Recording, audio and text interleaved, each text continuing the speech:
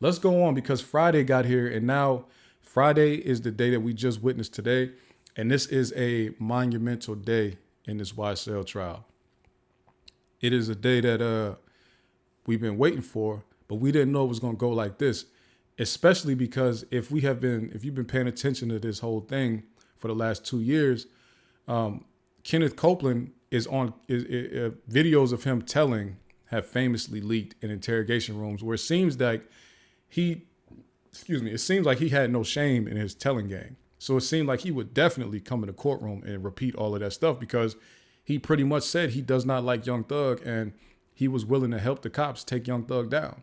So we've seen this stuff has been out for a long time, but there's always this thing where, and I've been saying this when I've been live tweeting the trial, I've been saying if Kenneth Copeland comes in his courtroom and says the same thing he's been saying, because there's always a possibility that a person that was saying something in the interrogation room does not want to repeat it in a public courtroom.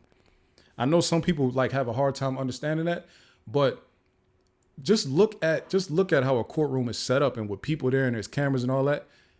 That's a whole different world. So some people think that they bold enough to go tell on somebody, but if you go up in there and to have to do it, this is like the fifth witness that has done that.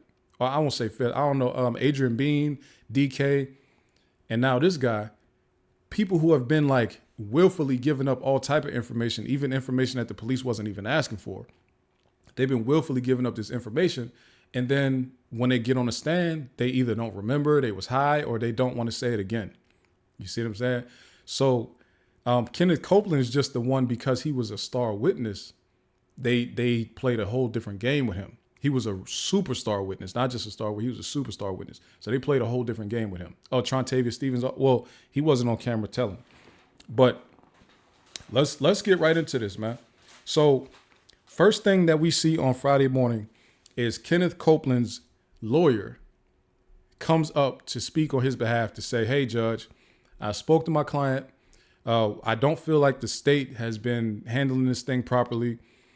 My client wants to invoke his Fifth Amendment right. He doesn't want to speak. I understand that you have this immunity order. I ask that you put it away, reject it. We don't want to deal with it. Let me see. We got another super chat from my man, Kenneth. Peanut Homeboy said he shot back. If he did, how did the Infinity not get shot? That's a fact. Not only did Reggie say that Peanut shot back, but we saw Peanut's brother come in the barbershop with an AR. I'm assuming he also shot back. So this is multiple people shooting back at this Infinity, and the thing was returned with no bullet holes.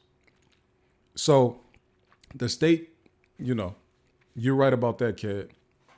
So we got Woody's lawyer up there, saying that the state did not handle this situation properly, right? Essentially, they went behind my back, the lawyer, went behind my back talking to my client about testifying. My client has maintained and continuously told them over the years he does not want to testify in this trial. He has said that continuously. He told me that. He told them that.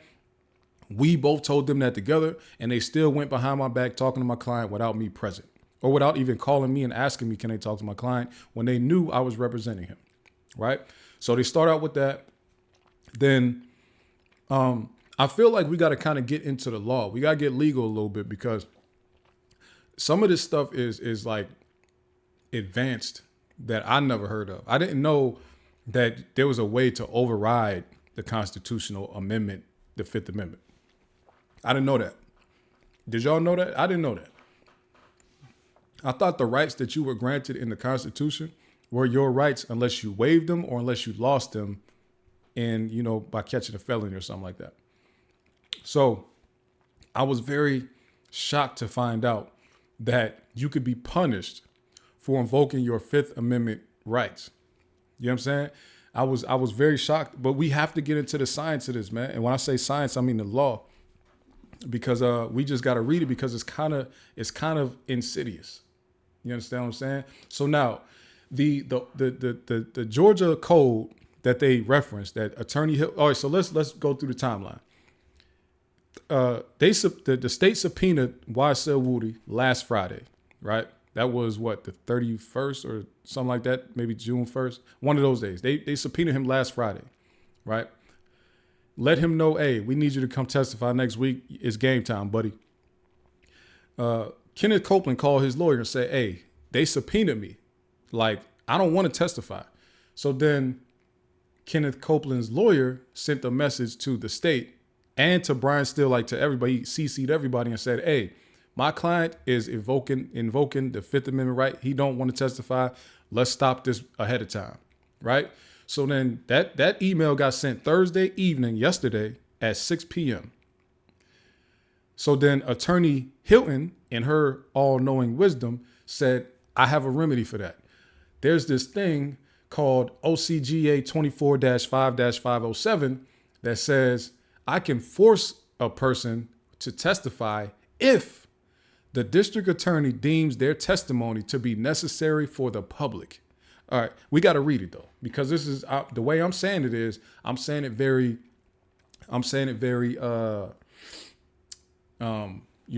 regular, like a lay person, right? Hold on, let me see something real quick. Okay, can y'all see this? This is what we talk about right here, right?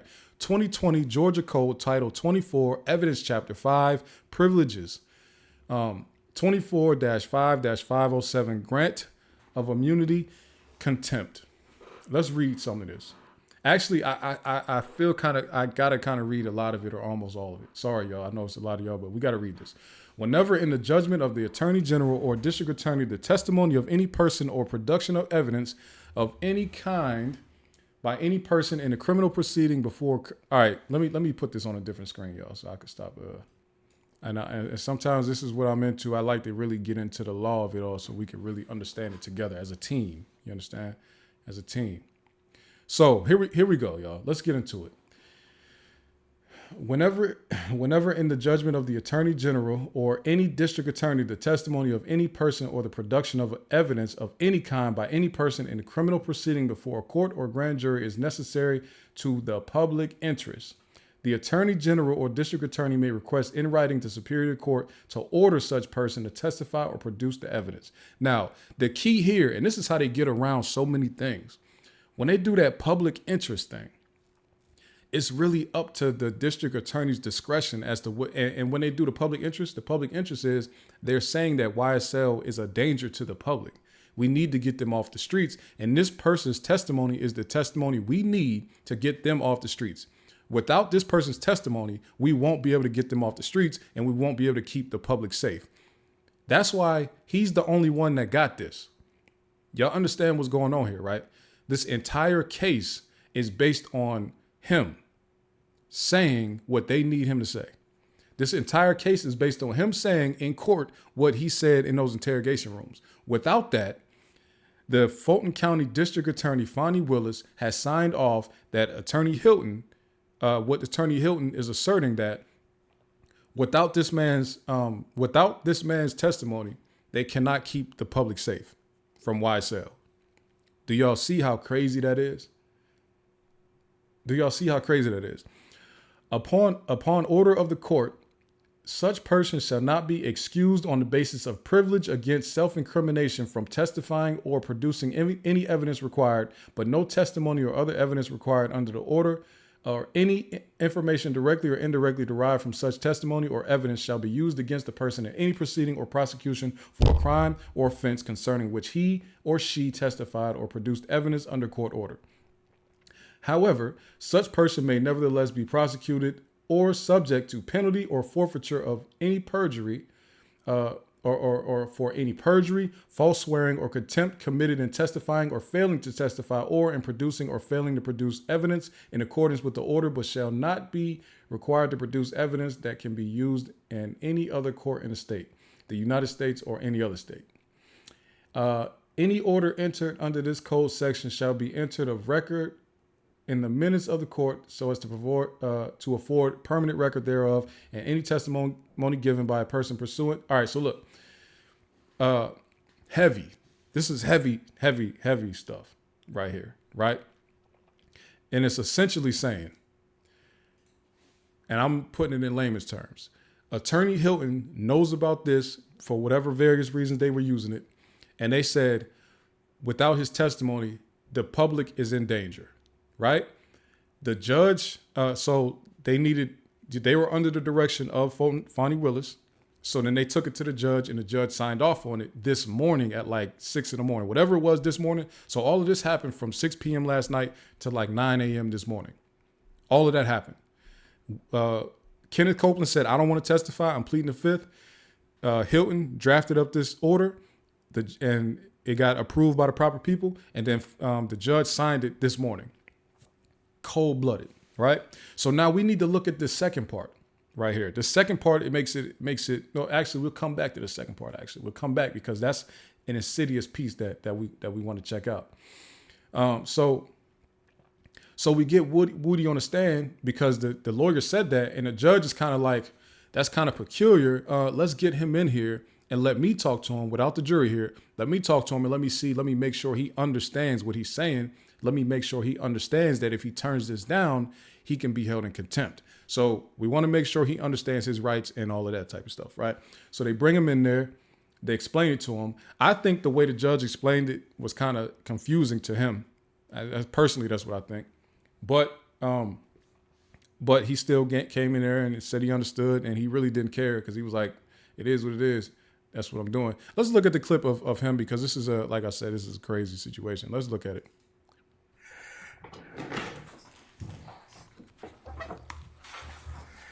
Hi, Mr. Copeland, your counsel, Mr. Melnick, have you had an opportunity to talk with him about testifying today? Yes. All right. Has the state provided you a letter of immunity or a copy of the order that I have signed directing that they give you use immunity? Yes. Do you have a copy of it? Yes. All right. Can we see that, please? Can I? Let me jump forward. I need 2 copies of it. Time getting paperwork. Where you are, and you have your attorney here. And if you have questions of the court or your counsel, you can go ahead and do that, okay? All right? You have to answer yes or no, sir. All right. Okay, all right. I'm not trying to trick you. I'm not trying to do anything other than explain this to you, all right? Okay. Okay, all right. Mr. Copeland, this order reads basically, the state of Georgia has moved the court pursuant to this particular statute, which is 24-5-507, to compel your testimony, and our district attorney, Ms. Willis, having determined that your testimony is materially as necessary to the public interest. And that is, and if you take a look at the footnote, sir, I'm sure your attorney's probably explained this to you, that she has the purview of determining whether or not your testimony is needed for a particular trial. I don't even have that authority. Your attorney doesn't have that authority. You can't decide that maybe it's not really necessary. She makes that decision. So, and it's in the public interest. So, you've been subpoenaed in this case to appear before and give testimony in this particular matter, and state has provided the court sufficient reasons as to why you are necessary as a witness in this case. It appears that you've been properly subpoenaed to appear as a witness in this case, and that your testimony is necessary in the public interest. So that's how we, as a due process, gets you to come to court. I mean, you were noticed as a witness. They've identified you as a witness. They've determined that your testimony is needed. Because of the fact that you have some concerns about what your testimony may indicate or could indicate in this case, and that's something that you and your counsel have talked about, and I'm not certainly going to inquire about that. But in order to potentially deal with anything that may come out of that, the state is basically, knowing that you have a Fifth Amendment privilege, says, okay, we acknowledge that. We're going to give you immunity. And as a result of that, then you have to testify as a result of that. If you don't testify, then I, as the judge in this case, have several remedies. One of those is that I could hold you in contempt and jail you because the way that you get out of that contempt is to just testify. That's the only thing they want in this case, for you to testify. So your attorneys told me you're going to invoke your Fifth Amendment privilege. Done, said. However, the immunity has been signed. I have a copy of that right now. So you're required to testify. So if you don't testify, the state's probably going to ask me to jail you. And I'm probably going to do that. So I'd like you to go ahead out and talk with your lawyer and tell me what you want to do at that point in time, okay? Do you need any more time to talk, Mr. Copeland? Okay. What is your desire at this time? I'm taking the Fifth. Okay, you're taking the Fifth, but you've got immunity, but you still want to, are you going to testify? That's the thing. That's the question. That's the question on the floor. I've acknowledged the fact you have a Fifth Amendment privilege, but the state's given you immunity, so that overrides that Fifth Amendment privilege. They require you to testify. Yeah, but the state don't know what they're talking about. So if they ask me a question that implicate me, then Okay, they can't prosecute you on that. That was a part that went over, I think, a lot of people's head. The state don't know what they're talking about, right? The state don't know what they're talking about. Even with whatever Kenneth Copeland said to them in the past, he let it be known he was lying to get out of trouble. They about to come up here, ask me a bunch of questions about lies, and they're going to be mad at me when I don't answer it the way they want, and it's going to go sideways anyway. So I don't even want to deal. I'm speaking from him. I don't even want to deal with it. I know that they're about to ask me a bunch of stupid questions because the questions ain't going to make sense because I lied to them in the past. I can't answer these questions the way they want me to answer them. I'm going to be in trouble no matter what I do. I might as well just take the Fifth. Because when I get up in here and tell them something they don't want to hear, they're going to take my immunity back anyway. So then I would have told y'all about some murders and now I'm jammed up. So that I think that's the reason that that part right there with the state don't know what they're talking about. That's the reason why he's like, I'd rather go to jail for contempt than go to jail for what I would tell y'all in this courtroom that don't line up with what y'all want me to say. I think that's why he's doing that. But let's see if there's anything. Let me see. Let's see what else we got. They can't. The order prohibits them from allowing them to use that testimony against you. That's what your lawyer, and I'm not going to get into any of the machinations or intricacies of what may or may not have happened in this case, but Mr. Melnick is a very seasoned criminal defense attorney. I've seen him over the past 2 decades. I'm sure that he's probably given you very, very good advice, but the state can't use that testimony. They can't kind of say, have it both ways, like you testify and then use that against you to indict you and prosecute you. Then we wouldn't have any faith that we need to have people come in and give testimony. So that's why they can't do that. They kind of can't go back on what they're going to tell you, So I signed the order. Now they've asked for immunity. I've signed the order. So basically, whatever you have to tell us, you'll tell us. say no more. Do you wish to testify, Mr. Copeland? Is that no? You have to say no on the record. Say it again. Do you wish to testify? He said I can tell him whatever I got to tell him. That's So I testify. You will testify. Yeah. See, and that's where I say that I think the judge confused him with the whole, you just got to testify. Kenneth Copeland is thinking, okay, during testimony, I'll just say I plead the Fifth while I'm testifying. He's taking it as pleading the Fifth is part of my testimony. That's me testifying. But he's not realizing, like, once you take the Fifth, you stop everything. That's almost like breaking the fourth wall. It's like, all right, we got to stop everything. It's almost like when you're in an interrogation room, as soon as you say, I want to talk to my lawyer, everything got to stop. It's supposed to. You see what I'm saying? That's pretty. So I don't think he understood that. But the way the judge made it seem is that all you got to do is sit there and talk. That's what the judge made it seem. When the judge is supposed to say, explain to him, when this order that we have, this immunity, this use immunity that we have, it means you have to tell us everything. That's what he should have said. You have to tell us everything because your testimony is being deemed as necessary for the public safety or public interest. Pretty much, we can't convict these people without your testimony. We need you to speak truthfully to everything that we ask you. And when you speak truthfully, you'll be immune from any charges. But the judge didn't really explain the fact that part of your testimony can't be pleading the Fifth. That's not testimony. That's why he's and we'll get to it. Copeland pled the fifth on a question about his age. How old was he? So he didn't understand what the judge was talking about.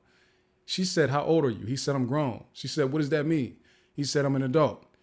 And she said, "Well, how many years into adulthood are you, or whatever?" And he's like, "I'll plead the fifth." So I don't think he fully understood what that. I don't think he understood what that order meant. That immunity thing.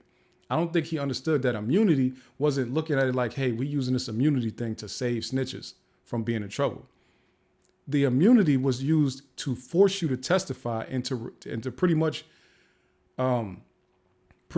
withdraw your Fifth Amendment right from you, because the interest of the public is greater than the interest of you, your self-interest. It's a crazy situation. Let's jump right to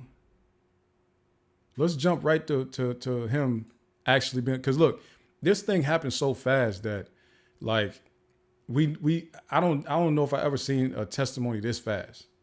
It was like 30 seconds from the time that he was asked the first question to the time that the judge stopped everything and said, "Oh no, can y'all please like the video? I see we got like we y'all are helping me do the best live stream I ever did on this channel. Can y'all please like the video, please? Thank you." Let's listen to him on the stand. It's about to get tricky. Ms. Hilton calls Kenneth Copeland to the stand. All right, summon Mr. Copeland, please. They call Kenneth Copeland to the stand. I wonder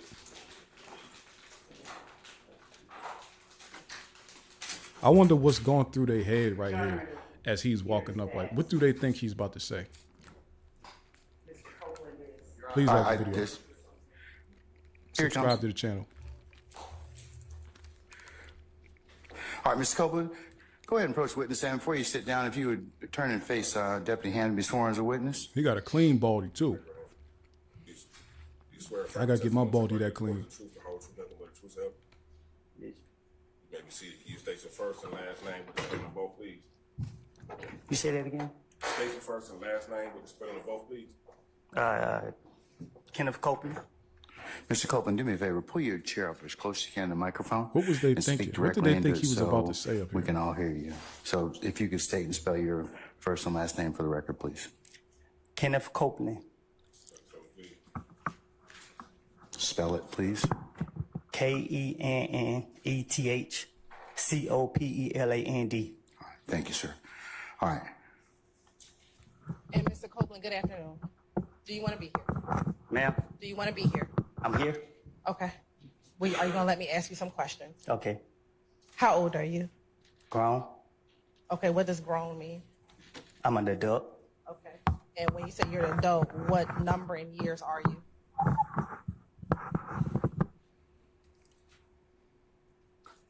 I plead the fifth. Ladies and gentlemen, can I get you to step outside to your headquarters of jury deliberation, please? Yo, pleading the fifth on how old are you is crazy. I've never seen nothing like this before, yo. This is what TV shows and movies are made of. Honestly, and that's not to make light of these people fighting for their life, but just the way that these witnesses have been showing out is really, honestly, very crazy. He pled the fifth to how old are you? All right, ladies and gentlemen, please be seated. Our jury has left us. Mr. Copeland, given the fact that you have invoked your Fifth Amendment privilege, but the state has already given you immunity under 24-5-507, this court holds you in willful contempt, and we'll see you on Monday.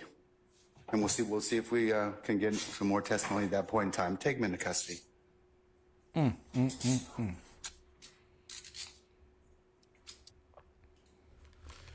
He said, "Book him, Dano." That was sick, yo. He said, she said, "How old are you?" Man, listen. We couldn't even get that. It's crazy to me that somebody that was willing to say so much in the interrogation room wouldn't even say how old he was.